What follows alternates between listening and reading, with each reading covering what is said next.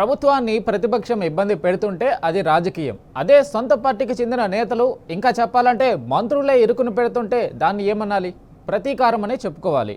ఇప్పుడు తెలంగాణలో జరుగుతున్నది కూడా ఇదే. ఫ్యూచర్ కళ్ళ ముందు కనిపిస్తుంటే కాంగ్రెస్ మంత్రుల నోటి నుంచి నిప్పులాంటి నిజాలు బయటకు వస్తున్నాయి. మనసులోని మాటలను కక్కేస్తున్నా తాజాగా గ్యారెంటీ ఇవ్వలేను అంటూ మంత్రి వివేక్ వెంకటస్వామి తనను కలిసిన విద్యార్థులతో పంచుకున్నాడు. అంటే రేవంత్ ప్రభుత్వ భవిష్యత్తుపై గ్యారెంటీ కాంగ్రెస్ పార్టీకే లేదని అనుకోవాలా?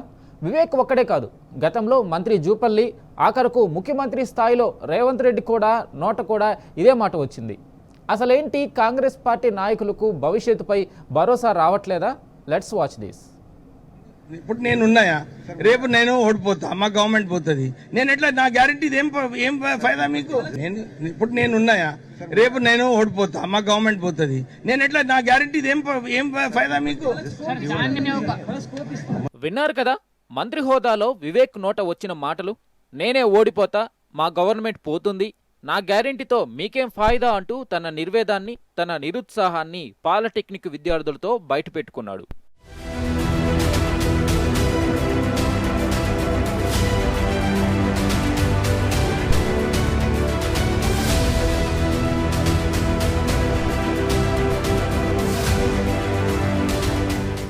5 దశాబ్దాల రాజకీయ కుటుంబ వారసుడిగా ఉన్న కార్మిక శాఖ మంత్రి వివేక్ వెంకటస్వామి ప్రజల నాడిని పసిగట్టి మనసులోని మాటను బయటపెట్టుకున్నాడు.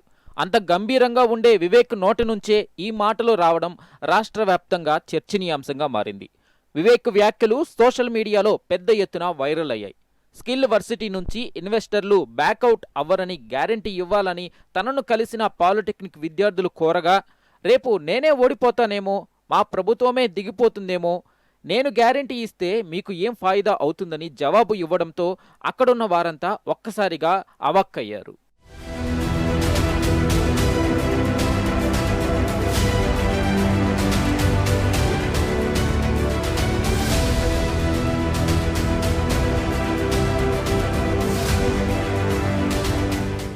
ఓడిపోతామని ప్రభుత్వం దిగిపోతుందన్న వివేక్ మాటలు ప్రజల్లో కాంగ్రెస్ పార్టీపై వస్తున్న వ్యతిరేకతను బయటపెడుతుంది.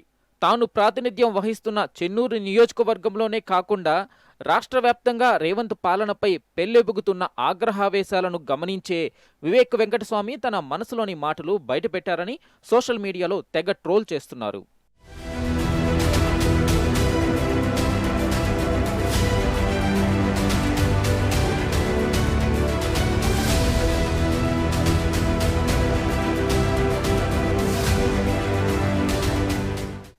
ఎవరి దాకనో ఎందుకు, ప్రభుత్వాధినేతగా రేవంత్ నోటు కూడా ఇలాంటి మాటలే చాలానే వచ్చాయి.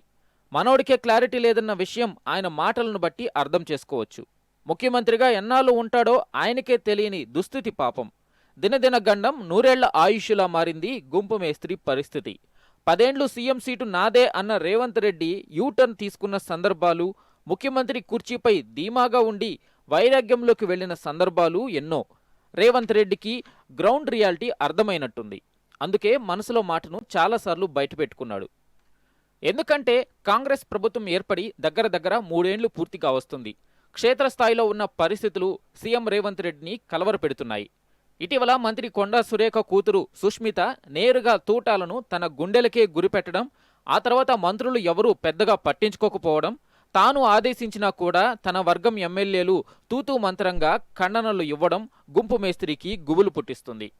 అదీకాక కాంగ్రెస్ అధిష్టానం నిర్వహించిన సీక్రెట్ సర్వేలో రేవంత్ రెడ్డి పాలన పట్ల ప్రజల్లో వ్యతిరేకత పెరిగిందని తేటతెల్లమైంది.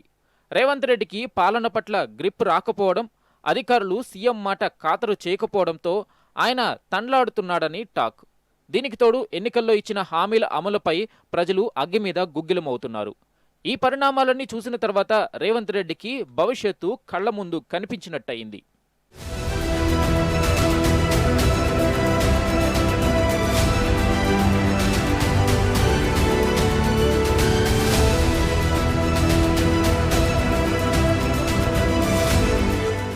ఇక మరో మంత్రి జూపల్లి కూడా సేమ్ టు సేమ్. కొల్లాపూరు నియోజకవర్గంలో నిర్వహించిన ఓ అధికారిక కార్యక్రమంలో వివేక్ వెంకటస్వామి లాగే తన మనసులో మాటను బయటపెట్టుకున్నాడు. వచ్చేసారి తాను గెలుస్తానో లేదో తెలియదు, అందుకే హామీలు ఇవ్వలేనంటూ చేతులెత్తేశాడు. తాను గెలిచినా పార్టీ ఓడిపోవచ్చు, ప్రభుత్వమే రాకపోవచ్చు అంటూ నిండు సభలో తన నిర్వేదాన్ని బయటపెట్టుకున్నాడు. కానీ నేను హామీ ఇయ్యను. ఎందుకంటే ఎందుకు హామీ ఇస్తా? నేను గెలుస్తున్న లేదు నాకే తెలియదు. పోనీ గెలిచినా మా పార్టీ గెలుస్తున్నది మాకు తెలియదు. పోనీ మా ప్రభుత్వం వస్తుందో తెలియదు. పోనీ మా ప్రభుత్వం వచ్చి స్కీమ్ ఇస్తుందో తెలియదు. నాకు దేవుడి నుంచి అంటే ఇచ్చారంటే ఇస్తా చెప్తా. మరి ఎవరో విధానం ఏమని తెలియడానికి అది మోసం మాట కాబట్టి నా హామీ ఇవ్వలేదు. కాంగ్రెస్ పార్టీని, ప్రభుత్వాన్ని బీఆర్ఎస్ ప్రతి అంశంలో ఇరుకున పెడుతుంటే మరోపక్క సొంత పార్టీ మంత్రులు, ఎమ్మెల్యేలు నోటికి వచ్చినట్టు మాట్లాడి మరింత ఇరుకున పడుతున్నారు. గతంలో కాంగ్రెస్ ఎమ్మెల్యే కోమటిరెడ్డి రాజగోపాల్ రెడ్డి, ఆ తర్వాత జడ్చర్ల ఎమ్మెల్యే అనిరుద్ధ్ రెడ్డి, మొన్నీ మధ్య సీనియర్ నాయకుడు చిన్నారెడ్డి, తాజాగా మంత్రి కొండా సురేఖ కూతురు సుష్మిత నేరుగా ముఖ్యమంత్రిని టార్గెట్ చేస్తూ చేసిన వ్యాఖ్యలు పెను దుమారం రేపుతున్నాయి. ఇవి మర్చిపోకముందే మంత్రి వివేక్ వెంకటస్వామి తమ ప్రభుత్వం దిగిపోతుందని చెప్పడం తెలంగాణ రాజకీయాల్లో చర్చనీయాంశంగా మారింది.